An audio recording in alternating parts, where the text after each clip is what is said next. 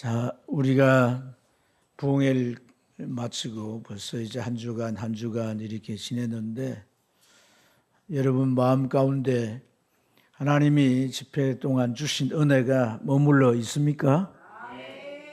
네. 사람의 마음이 성경적으로 표현하면 돌과 같다 이렇게도 표현하고 또 사람의 마음이 물과 같다 이렇게 표현하는데 돌처럼 그렇게 딱딱하게 굳어져서 요지부동의 상태일 때 그렇게 표현하겠죠. 또 물과 같이 물과 같다 표현은 물이 그냥 이렇게 흘러가듯이 마음이 먹은 대로 이렇게 지키지 못하고 그냥 시간이 가고 상황에 의해서 환경에 의해서 그 마음이 이제 본래대로 흘러가 버린 상태를 말해요. 그래서 이제 우리 속담에 작심삼일이라는 말이 있는데 이게 한국 속담에 작심삼일. 그러니까 뜻을 정하고 처음에는 열심히 하는데 그게 며칠 간다는 거예요. 3일 간다는 거예요. 3일. 시작은 좋은데 그게 지속성이 없다는 거예요. 지속성. 이게 좀 우리 좀 이 국민성이다 이렇게도 말해요. 여러분 제 말이 아니고 세종대왕께서 그런 얘기를 했어요. 우리 백성이 처음에는 막 부지런히 열심히 하다가 나중에 게을러지는 이런 것이 고질병이다 이렇게 말했어요. 세종대왕이 말해요. 네. 그래서 많이 쓰잖아요. 용두삼이라고. 처음에는 막 했다가 끝에 가면 아무도 없는 거예요. 예. 근데 이게 과학적으로 이제 좀 입증이 되는 얘기래요. 그 사람이 뭔가 목표를 정하고 그 일을 이루겠다는 생각을 하면 막 마음이 부풀어 오르기도 하지만 이 뇌에 그 세로토닌이라고 하는 성분이 분비가 돼가지고 행복감을 준다는 거예요. 근데 이 세로토닌이라고 하는 성분이 어느 정도 가느냐면 72시간 정도만 간다. 그럼 24시간이 하루면 곱하기 3하면 뭐야? 72시간. 3일 되면 세로토닌이 이제 없어지니까 그 다음에는 마음이 그냥 행복감도 없어지고 마음이 힘을 잃으니까 그만 지지부지해서 중단하고 만다는 거죠. 우리가 참 마음을 지키고 뭔가를 쭉 유지해서 결과를 향하여 가는 게 중요합니다. 인생은 어차피 열매가 없으면 황량해. 인생은 하나님 주신 열매로 살아가야 합니다. 그런데 반드시 과정이 있잖아요. 씨앗을 심고 여름에는 열심히 가꾸고 그 가을이 거둔단 말이에요. 아멘. 우리 인생에 이런 과정들이 있다는 걸 생각하면 그래서 우리가 작심삼일이 아니라 뭔가 신앙도 마찬가지예요. 신앙도. 아멘. 하나님의 은혜 주시면 힘내라고 말이지. 격려하는 거잖아요. 그렇죠? 그러면 본래 은혜 주시기 전 상태의 자리로 가는 게 아니고 한 발 나가야 되는 거예요. 주님 앞에 나오는 것도 기도하는 것도 뭐든 한 발 나와야 돼. 네. 그 자리에 돌아가서 그 은혜가 유지되길 희망하는 것은 어리석은 거다. 네. 이미 그 본래 자리에 갔다는 것은 바닥이 난 자리인 거예요. 은혜도 없고 드라이해서 그냥 처져서 간 자리로 그 자리로 가면 안 되는 거예요. 한 발 나가야 되는 거예요. 그래서 여러분 제가 어떤 칼럼을 보니까 작심삼일이라고 하는 것을 새롭게 해석을 했어요. 사람이 뭐 뜻을 딱 정해가지고 세 번 결심을 하고 3일 동안 계속해서 하면 그 마음에 확실히 자리 잡는다는 거예요. 안 믿네요, 여러분. 작심삼일만 너무 뇌에 딱 꽂혀가지고 그 광고를 하는데도 그 히트, 3히트라는 게 있는데 그게 뭐냐면 영상물을 아무리 잘 만들어 이렇게 TV에 이렇게 광고물을 내놔도 1위에는요 사람 뇌에 들어오는 게 아니래. 세 번째부터 들어오기 시작한다는 거예요. 세 번째. 그러니까 우리가 이 하나님 앞에 뭔가 이제 한 걸음 내딛고 나아가면서 계속 해가는 이것이 참 중요한 거예요. 그래서 여러분 소중한 것을 이렇게 지키려고 하는 이런 좀 가치의식이 향상되길 주님 축원합니다. 영적 가치의식, 하나님으로부터 온 거. 저는 제가 이제 나이가 60대고 이러니까 뭐 제 이렇게 삶을 돌아보면 좀 이렇게 제가 처음에 품었던 그런 뭐 포부대로 그 어떤 꿈대로 안 돼서 때로는 그게 비교가 되면서 낙심하는 마음이나 우울한 마음 이런 게 많이 있어요.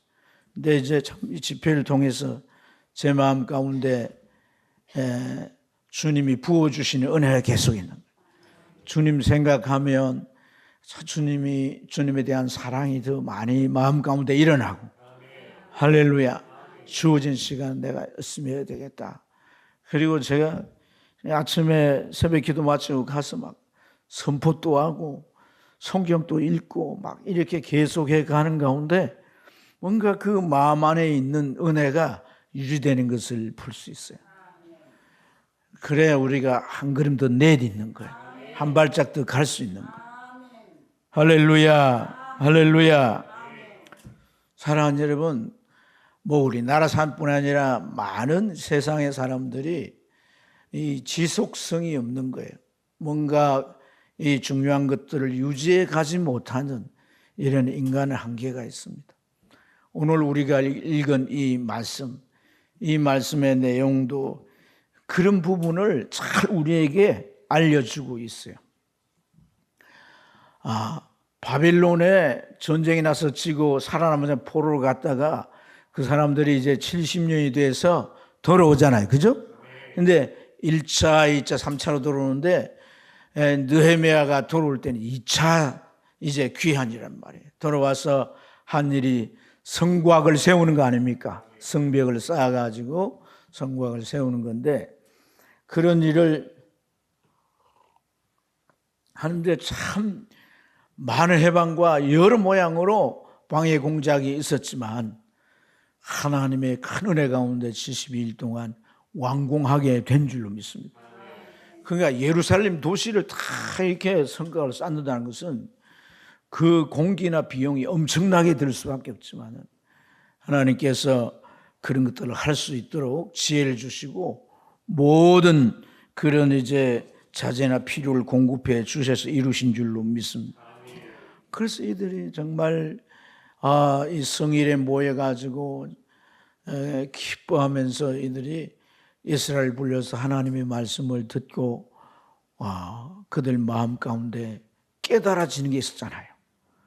자신들의 모습이 보였단 말이에요. 왜 우리가 바벨론에 살았는가? 우리와 우리 조상들이 어떻게 살았길래 이런 징계의 결과를 초래했는가? 이런 것들이 성경을 읽으면서 다 보여지게 되고 할렐루야. 그러니까 그들이 막 슬퍼하며 또 울게 되는데 그 다음 일이 초막절이라 초막절 속에서 계속해서 매일매일 레인들을 세워서 성경 읽기를 한단 말이에요. 그 성경의 읽기를 하면서 그들 마음 가운데 하나님의 진리가 가득 채워지게 될 때 회개하며 경신의 역사가 일어난다. 인생관이라고 하는 것은 평생을 붙들고 가는 사고방식이에요. 이게 바뀌기가 쉽지 않단 말이에요. 다 바뀌는 거예요. 말씀에 의해서 다 바뀌는 거예요. 할렐루야. 그래 하나님이 그들에게 놀라운 회복의 은혜를 부으신 줄로 믿습니다. 근데 느헤미야는 당시 이제 페르시아의 높은 관직에 있었던 사람이에요. 그리고 왕으로부터 이 2차 귀환을 이제 허락받을 때는 가서 영원히 있는 게 아니라 그 성벽 공사 끝나면은 돌아가야 됐거든요. 그래서 느헤미야가 다시 자기가 있었던 그 페르시아로 돌아가게 되는 거예요. 돌아가서 성경학자들마다 뭐 기간이 좀 다르지만은 한 10년 봐요, 10년. 근데 10년 있는 동안에 어떤 일이 일어났냐면, 오늘 그 예루살렘 중심으로 있는 유다 백성에게 어떤 변화들이 일어난 거예요. 그 변화들이 좋은 변화이면 좋겠지만은 정말 안타깝고 불행스럽게 안 좋은 변화들이 일어난 거예요. 이들의 신앙이 그냥 식어져 버렸어요. 신앙생활이 해이해졌어요. 그래서 하나하나 신앙생활이 그들이 규례를 따라 행했던 것이 하나하나 이제 없어지고 사라져가기 시작. 그래서 10년 전에 쇄신되었던 그들의 모습을 거의 찾아볼 수 없게 되었던 거예요. 정말 과거의 그 모습으로, 원점으로 돌아버린 거예요. 이게 어느 정도인가? 자, 여기 우리가 읽은 5절 말씀을 보면 도비야를 위하여 한 큰 방을 만들었다 이렇게 말씀하는데, 큰 방을 만들었다, 이 만든 곳이 어디냐 하면 성전이에요. 성전. 이 성전인데 이 방 안에는 소재물이나 하나님 앞에 제사하는 그런 소재물의 유황이나 또 그런 거룩한 이제 그 그릇이나 또 레위 사람들, 노래하는 자들, 문지기들에게 주는 11조, 곡물, 새 포도주, 기름, 또 제사장에 주는 거제물, 이런 것들을 두는 곳인데, 그 하나님 앞에 들은 거룩한 이 제물이나 이런 기물이 이런 것들을 다 다른 데로 옮겨버리고 그곳에다, 그 큰 방에다가 도비야라는 사람의 이제 사람 쓸 수 있도록 사무실로 만들어 준 거예요. 어디 안에? 성전 안에. 이 사람은 누구예요, 여러분? 도비야. 도비야가 누구예요? 금시초문입니까? 지금 제가 여러분들과 함께 느헤미야를 쭉 나누어 왔잖아요, 말씀을. 그죠? 이 도비야라는 사람은 암몬 사람인데, 그 사마리아에 아주 악명 높은 산발랏이라는 총독과 단짝이 돼가지고 이스라엘 성벽 공사라든지 모든 일을 적극적으로 해방한 사람 아닙니까? 성벽 세우는 걸 보고 뭐라고 말했어요? 너희들 열심히 세워봐. 여우가 올라가도 무너질 거야. 이렇게 말했잖아요. 오늘 이렇게 하나님의 일을 해방하고 하나님의 백성들의 일을 아주 가로막고 그 악한 일을 했던 이 도비야에게 어떻게, 이것도 이방인인데 말이에요, 성전의 방을 내줄 수가 있겠느냐. 도비야가 성전에서 차지하고 이런 게 불가능하죠. 누가 이 일을 했냐? 대제사장 엘리야십이라고 하는 사람이 이 정말 엉뚱한 짓을 했다는 거예요.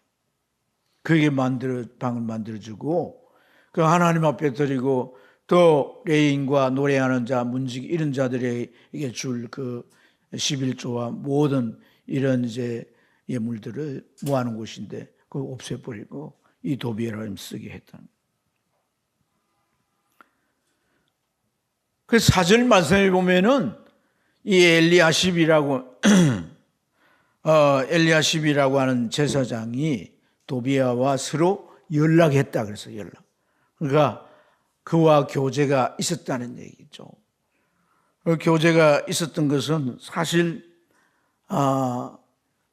이 도비야는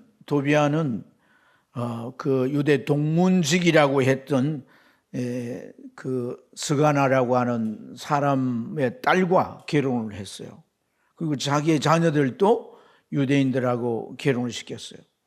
일종의 정의학 결혼이에요, 정의학 결혼. 그리고 이 엘리야십이라고 하는 이 제사장도 우리가 잘 아는 산발랏, 이 산발랏이라고 하는 이 아주 해방자에게 자기 손주를 결혼시켰어요. 제사장의 아들이니까 그 손주랄지도 그가 뭐예요? 제사장이잖아요. 제사장. 이들은 이런 어떤 이 가족관계로 결탁이 되어 있는. 그런데 성전의 그 큰 방을 이 도비에게 주었다는 것은 모종의 서로 뭔가 이제 그 이익을 위한 그런 계책이 있었던 거예요.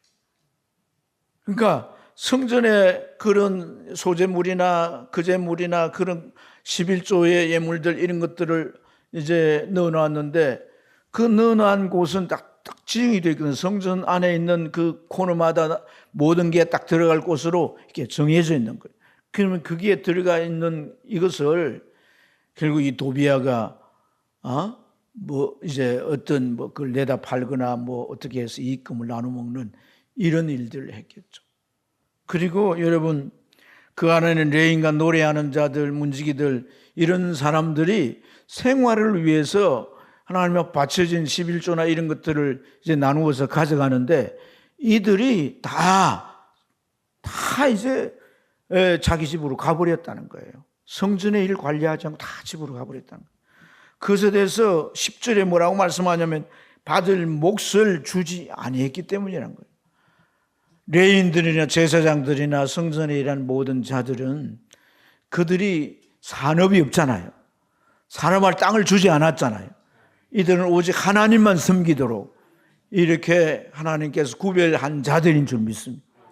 그리고 하나님의 백성들이 하나님의 복을 받아 농사 지은 것을 11조도 드리고 예물도 드리고 이 드리진 것들을 이들이 이제 자기 가족과 함께 살아가는 생활비로 쓰는 것이란 말이에요.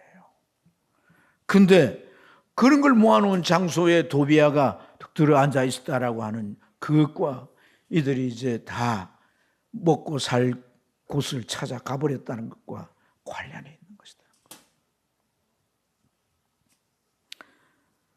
이런 문제가 근본적으로 무엇 때문에 발생했느냐?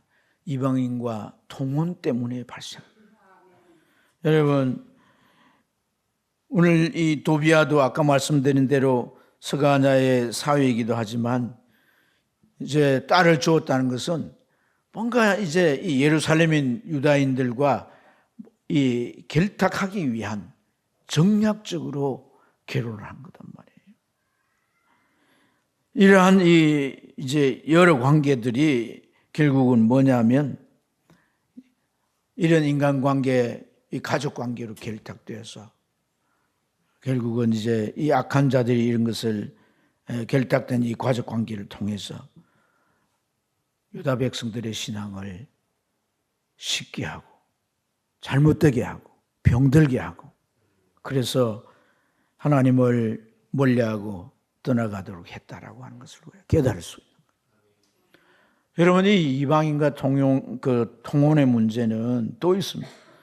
오늘 우리가 읽은 23절에 보면 그때 내가 또 본즉 유다의 사람 아스돗과 암몬 유다 사람이 아스돗과 암몬과 모압 여인을 맞아 아내로 삼았다 그랬어요.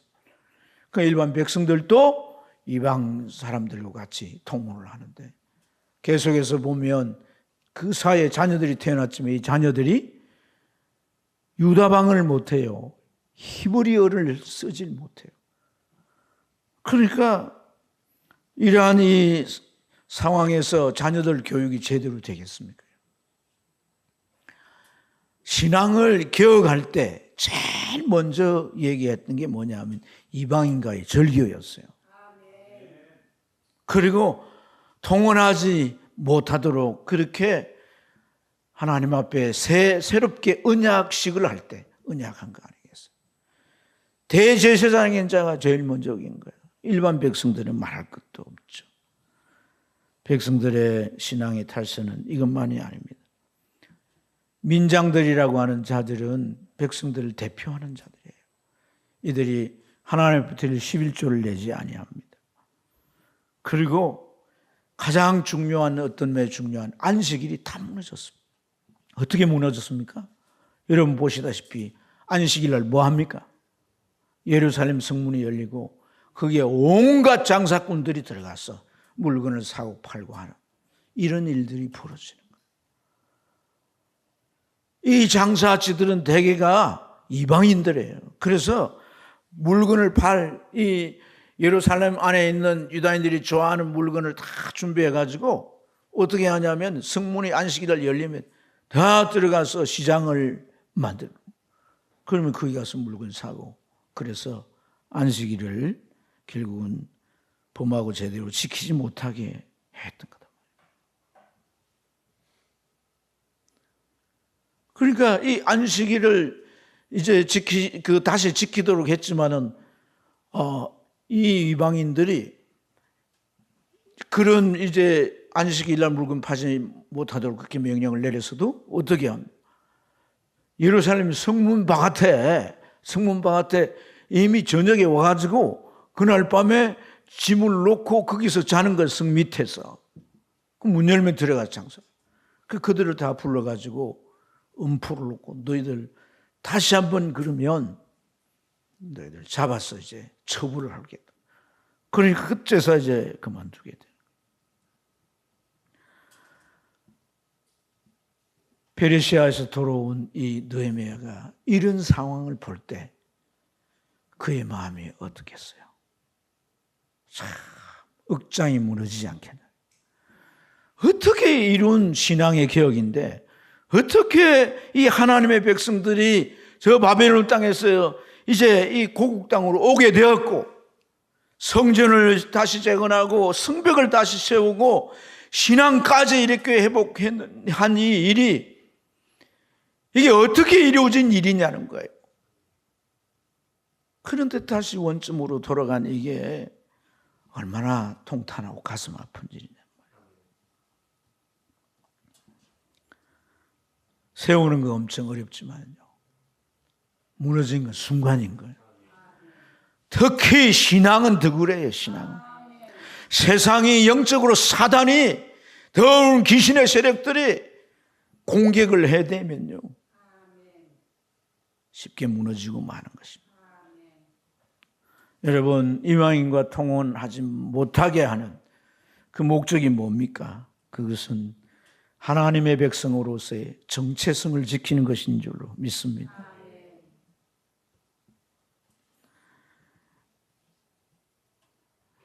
하나님의 백성의 정체성을 자신도 분명히 가질 뿐 아니라 자녀들에게도 그걸 물려줘야 신앙의 역사가 이어지는 것이란 말이에요. 근데 이방 여인과 이게 한 이방이 아니라 여러 나라 이방 여인들 각가지 해서 이들이 쓰는 방언이 히브리어는 전혀 모르고 각 나라 방언으로 하고 있으니 그 아이들한테 네가 하나님의 백성이다. 너는 하나님을 믿는 자고 뭐 어쩌고 그게 신앙교육이 전혀 이루어질 수가 없는 문제라는 거예요. 우리가 기억해야 되는 것은요. 정체성을 잃게 되면 우리는 세상 사람들과 똑같이 됩니다. 내가 하나님의 자녀다. 내가 그리스도인이다. 라고 하는 정체성을 가져야 되는 거예요. 이 정체성이 무너지면 우리의 모든 생각이 세상 사람들과 똑같아요. 세상 사람들과 같은 말을 해요.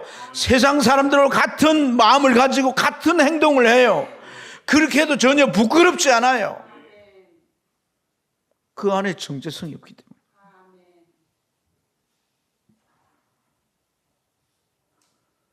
그래서 안식일이 무너졌다라고 하는 것은 하나님의 백성으로 하나님 앞에 드려야 할 시간이 깨졌다는 거예요.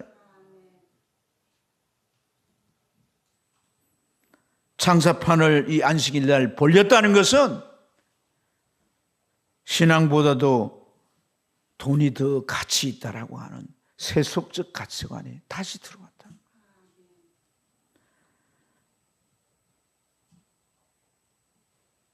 돈이 신이 되면 안 돼요. 아멘. 내가 안식일날 주일날 돈을 못 벌지라도 여러분 돈이 신이 되면 안 돼요. 돈이 나의 하나님이 되면 안 된단 말이에요.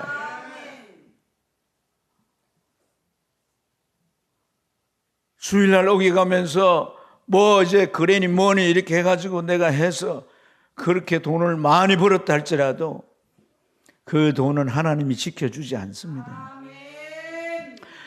하나님이 지켜주지 않으면 내 마음껏 쓸 수도 없어요. 하나님이 지켜주셔야 되는 거예요. 10원을 벌더라도 하나님이 지켜주셔야 되는 거예요. 하나님이 지켜주시도록 하는 것은 하나님의 말씀을 따르는 거예요. 하나님의 말씀을 따르는 거예요. 11조를 드리는 것. 여러분 10분의 1을 드린다라고 하는 이것은요, 우리가 뭔지를 잘 이해해야 되는 거예요. 하나님이 창조주시란 거예요. 모든 만물을 하나님이 지으셨다라고. 그래서 그 모든 만물은 하나님의 것입니다. 우리를 하나님께서 이 땅 위에 정직이로 보내시고 하나님의 것을 잘 관리하게 하시는 거예요. 내 생명도 물질도 시간도 재능도 모든 것이 나는 관리자일 뿐이에요. 그렇지 않습니까, 여러분? 내가 주인인 게 어디 있습니까? 생명 주인입니까?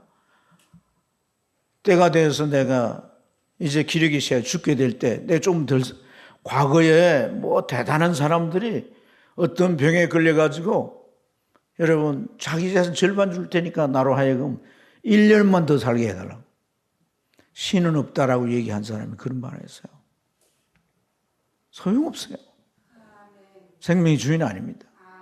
물질의 주인이 아닙니다. 뭐 그걸 자녀한테 물려주고 자녀가 그걸 제대로 쓸지도 몰라요. 우리가 11조를 드리는 것은 하나님이 창조주시고 모든 것이 하나님께로부터 말미암는다라고 하는 신앙 고백에서 드려지는 것. 바울 사도는 로마서 11장 36절에서 이는 만물이 주에게서 나오고 주로 말미암고 주에게로 돌아감이라 그에게 영광이 세세히 있을지로다. 우리나라 기독교 역사가 150년이 못 돼요. 이 150년 역사 가운데 큰 기업을 이루고 또 크게 실패했다가 쫄딱 망했다가 다시 일어난 많은 크리스찬 기업인들이 있어요. 그분들의 간증들이 뭐 책으로도 나오고 많이 나오는데 보세요. 하나님이 어떻게 물질을 주셨는지. 저는 하나님께서 쓰시기 위해서 어떤 성도에게 물질을 부으신다라고 하는 걸 지금 제 목회에서 경험한 사람이에요. 벌 수 없는 돈을 벌게 하세요. 가질 수 없는 부를 가지게 하세요. 형편없는 직업을 가졌던 사람을 하나님이 바꾸어 가시는 걸 제가 지금 목회하는 현장에서 경험한 사람이에요. 만물이 주에게로부터 오고 주로 말미암고 그리고 주에게로 돌아갔다. 내 생각을 굳히고 내 마음대로 아무리 할지라도 시간이 가면 그 결과가 어떤 것인지를 잘 깨닫게 될 것입니다. 사랑하는 여러분, 그래서 우리가 정말 하나님 앞에 드리는 것은 정직이 의식으로 드리는 것이지 댓글 하나님 앞에 바친다는 생각을 가지면 안 되는 거죠. 하나님께서 쓰시는 세 가지 도구가 있습니다. 그 도구들을 통해 세상을 변화시키고 새롭게 하시는데 그것은 교회이고 가정이고 개인입니다. 하나님은 교회를 통해서 하나님의 나라를 세상 가운데 확장시켜 가는 줄로 믿습니다.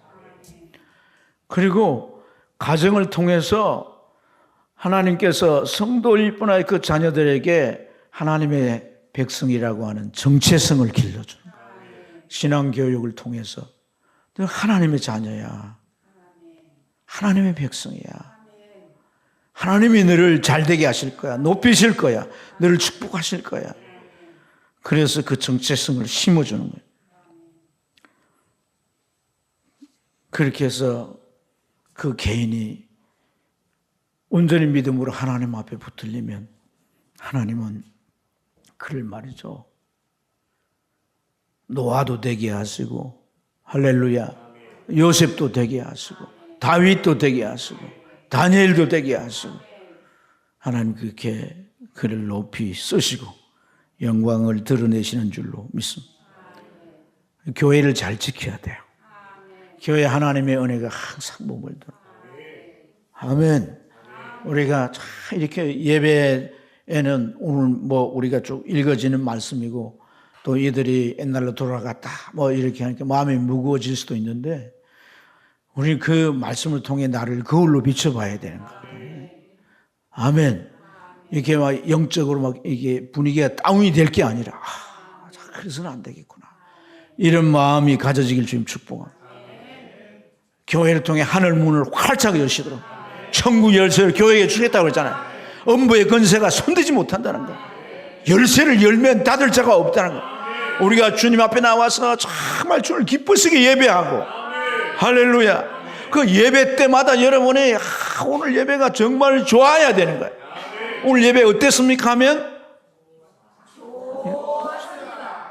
왜 이렇게 한 발 늦어요? 좋았습니다.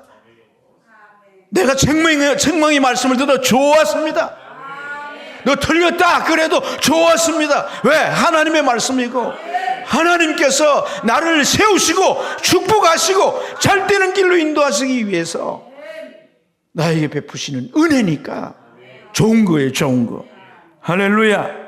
그래서 우리 공동체가 건강한 공동체가 돼야 되고 우리 교회 안에 성도들이 뭐 이제 세상 사람들이 오면 야 이게 막 사랑이 철철 넘쳐 흐르고 성도들이 합심해서 막 기도를 하면 그 기도가 막 하나님의 역사를 통해서 뭔가 이제 그 사람에게 어떤 새로운 놀라운 일들이 일어나고 할렐루야.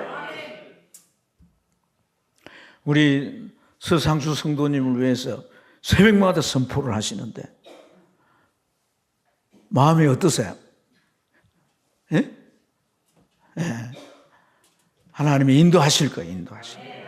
예. 마음을 소망. 원수 마귀는 온갖 상황으로 자꾸 마음을 선포하면서 나아가면 하나님께서 반드시 좋은 일로 함께 하실 줄로 믿습니다. 우리가 이 세 가지를 잘 세우지 못하면 반드시 사회는 이 어둠이 찾아오게 됩니다. 우리는 그 어둠을 경험하게 되고 이것은요 인간이 살아온 역사를 통해서 우리에게 보여주는 통찰임 통찰. 교회가 살아야 돼요. 뭐 교회가 세상으로부터 권력으로부터 어떤 밖에 걱정할 필요 없어요. 주님이 붙드시면 교회 세워져 가는 것이고 우리가 해야 할 사명을 붙들고 가면 주님이 쓰시는 거예요. 할렐루야. 할렐루야. 주님이 주시는 우리 가정 자녀들 지금 어떤 모습으로 낙심하지 마세요. 자녀들 위해 기도하시고 하나님 내 자녀들을 불쌍히 여겨주시고 이제라도 내 자녀들이 주의 은혜 가운데 세워져 가게 하여 주옵소서. 기도에 가면 눈물의 기도는요 반드시 하나님의 보좌를 움직이게 되는 줄 믿습니다. 할렐루야. 그래서 오늘 이제 느헤미야는 이러한 이 부패의 신앙을 다시 기억하는 거예요. 성전으로 갔습니다. 이 도비아의 물건들 세간 다 끌어내 바깥에 버립니다. 이 도비아가 다시는 그 악행을 하지 못하도록 그 자리를 제거해버렸어요. 산발랏과 딸과 결혼한 대제사장 엘리야십의 손주, 그 손주를 제사장직에서 파직하고 내쫓아버렸습니다. 이방인과 결혼한 자들을 불러다가 저주하면서 다시금 맹세합니다. 얼마나 느헤미야가 화가 났으면 머리털을 뽑았을까요? 예. 엄마들 옛날 엄마들은 딸이 말 안 들으면 머리털을 얼마나 말을 안 들었으면 말이에요. 예? 그리고 흩어진 레인들을 다 찾아오고 민장들을 책망해서 너희들이 11줄 들어 이들이 하나님의 성전을 버리지 않도록 해라. 안식일날 장사하는 자들만 다 몰아내고 장사하지 못하도록.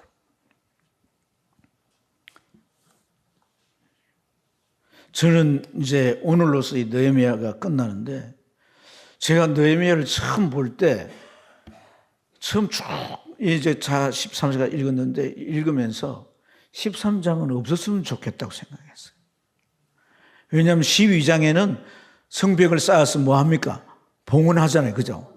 그 봉헌하고 그들이 막 신앙이 갱신되고 봉헌하고 정말 멋지게 마무리가 되는 거잖아요. 마침표가 다 멋지게 찍히는데, 아니 13장으로 넘어가지고 완전히 또 이제 옛날로 돌아가지고 막 이러니까 너무 그게 마음이 안타까워가지고 12장으로 끝나면 참 좋을 텐데 왜 13장으로 넘어가가지고. 근데 제가 쭉 강의를 해가면서 깨달은 게 뭐냐면 이게 인간이란 거예요. 인간의 현주소인가, 인간의 실상. 여러분, 우리가 주일날 뭐 이렇게 잘 해서 자매들은 막 이렇게 오늘따라 더 이쁘게 했네, 이렇게 하고 이리 와서 앉아있지만요, 참 우리가요 독한 인간이야. 옆 사람 보고 우리가 참 독하답니다. 참 하나님도 감당할 수 없는 그 아들을 십자가에 매달아 희생시켜야만이 구원의 길이 가능한 게, 이게 인간이에요. 인간. 오로지 자기 중심으로 똘똘 뭉쳐졌어요. 여러분, 그래서 제가 오늘 이 말씀을 나누면서 참 저 스스로 우리 사랑하는 성도들에게 결론을 내린 것, 우리가 하나님의 은혜를 한 번 받고 끝내면 안 된다. 한 번 변화되어 끝내서는 안 된다. 한 번 새로워져서 끝내는, 한 번 경신으로 끝내서는 안 된다는 거예요. 계속해서 은혜 받아야 되고, 계속해서 변화되어야 되고, 계속해서 새로워져야 되고, 계속해서 성장해야 되고, 계속해서 발전해야 되는 거예요. 그래야 그가 정체되지 않습니다. 고인물이 되지 않고 썩지 않습니다. 우리가 살아야 되는 거예요. 아멘입니다. 그러기 위해서는요, 오늘 느헤미야의 DNA가 우리 안에 있어야 돼요. 느헤미야의 DNA가 뭐예요? 기억하려고 하는 것이다. 바꾸려고 하는, 경신하는 DNA가 있어요. 아멘. 일본에서 기업을 조사를 했는데 30년 주기로 없어요. 아니 100몇 년이 지나니까 아예 이름조차도 없어진 기업. 근데 130년이 지나서도 계속 남아있는 기업인, 그 조사해 보니까요, 그 기업은 계속해서 이노베이션이 나는 거예요. 변혁한단 말이에요. 변화한단 말이에요. 자꾸 바꾸어가는 거예요. 아멘. 사랑하는 여러분, 오늘 우리가 이 세상 가운데 살기 때문에 우리는 이 세상의 영향을 받지 않을 수가 없는 거예요. 그래서 우리가 오늘 이 예루살렘 사람들의 모습으로 되돌아갈 확률이 너무 많습니다.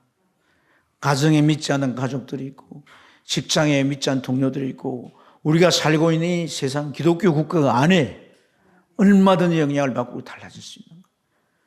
근데 우리 안에 느헤미야의 DNA가 있어요.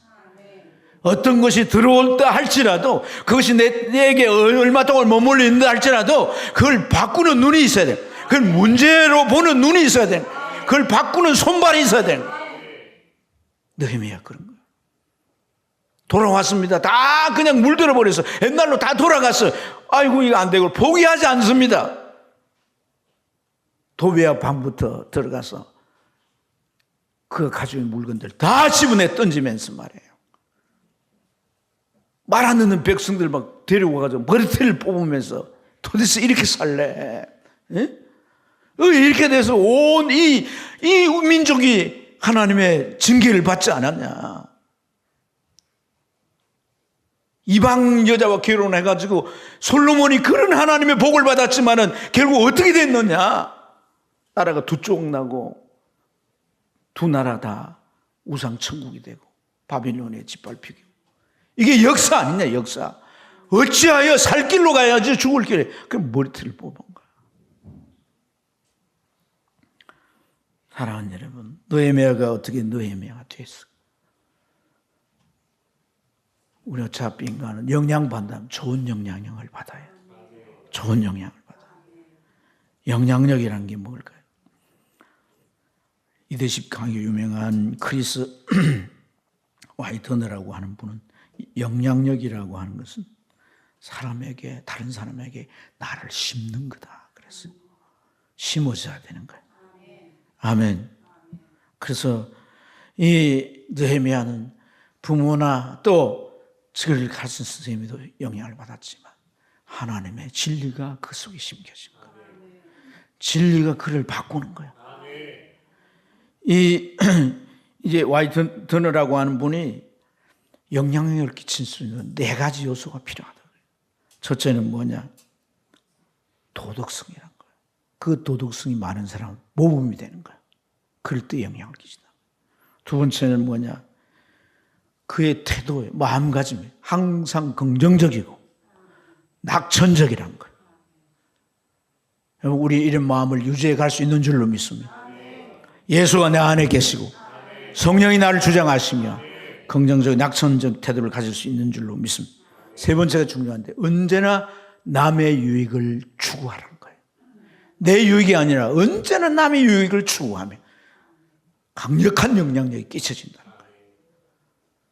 한 번 보고 두 번 보고 계속 테스트를 해보겠죠. 그런데 계속해서 나를 위해서 그 사람이 섬기며 나를 위해서 그런 은혜를 베풀 때 마음을 활짝 열고 형제가 되고 동지가 되는 거거든. 남의 이익을 위해서 추구해. 그게 결국 내 이익. 그게 성경이잖아요. 대접을 받고자 하냐? 먼저 남을 대접해라. 이게 율법이어서 성경 전체란 얘기예요. 성경 전체. 할렐루야. 이게 심어지는 거 아닙니까? 그리고 모든 일에 최고가 돼야 되는 거예요. 최고가 된다는 건 뭐예요? 성장하는 겁니다. 성장. 제가 이번에 그 안수집사님 3분 세우는데 거기 가서 제 맡은 과목을 가지고 이 얘기인데 뭐 앞에 한 무대 너무 길게 해가지고 제가 시간이 없어요. 그래서 어떻게 말할까? 여러분들 인정을 받은 교회가 안수집사 세우십니다. 그런데 이 인정받은 신앙이 됐다고 생각하고 여기에 머물러 있으면 여러분들은 나중에 교회에 악영향을 끼치게 될 것입니다. 어떻게 하면 되겠습니까? 성장해야 합니다. 계속 발전해야 합니다. 그 발전하는 방법이 말씀을 적용하는 겁니다. 하나님의 말씀을 적용하려고 하십시오. 1, 2, 3, 4 적용을 어떻게 해야 되는가 딱 제시하고 쌈박하잖아요. 여러분 우리가 성장해야 되는 거예요. 할렐루야. 오래가 가거나 오래가지 못하는 것은요 확장성이 있느냐 없느냐의 차이입니다. 정체성을 가지고 확장해가는, 발전해가는 거. 그래야 오래 갈 수가 있는 거예요. 아멘입니까? 내 영혼을 위한 정말 내 자신의 세로토닌이 뭐겠어요? 하나님의 말씀을 성령의 감동으로 받을 때 우리 안에서 계속 그 진리가 우리를 만족해 하고 우리 영혼을 행복해 하고 충만하게 하여서 우리가 앞으로 나아가는 신앙이 될 줄로 믿습니다. 깨어있는 자에게 하나님 그렇게 하십니다. 할렐루야. 깨어주십시오. 언제나 깨어서 하나님을 바라고 말씀을 듣고 그 말씀을 성령의 감동으로 내게 정말 깨달아 믿어지고 그 말씀을 붙잡고 살아가게 될 때 하나님 내 마음을 채우시고 충만케 하시고 우리 신앙이 앞으로 나가게 하시며 때를 따라 복을 주시고 잘되게 하시고 변화시키시며 점점 우리가 축복의 사람이 되게 하십니다. 반드시 그렇습니다. 반드시 그렇습니다. 그런 여러분 되시길 지금 축복합니다. 축복합니다. 축복합니다. 오늘 말씀이 어땠습니까? 좋았습니다. 말씀대로 살겠습니다. 나를 끊임없이 경신하겠습니다. 바꾸겠습니다. 은혜가 떠나지 않아요. 절대 떠나지 않아요. 은혜 못 받아도 그때부터 은혜가 오는 거예요. 절대 손해볼 일 없습니다. 하나님 주 안에서 내가 자꾸 나아가기를 원합니다. 주님이 기뻐하는 모습으로 살기를 원합니다. 그렇게 살기 좀 주는 거예요.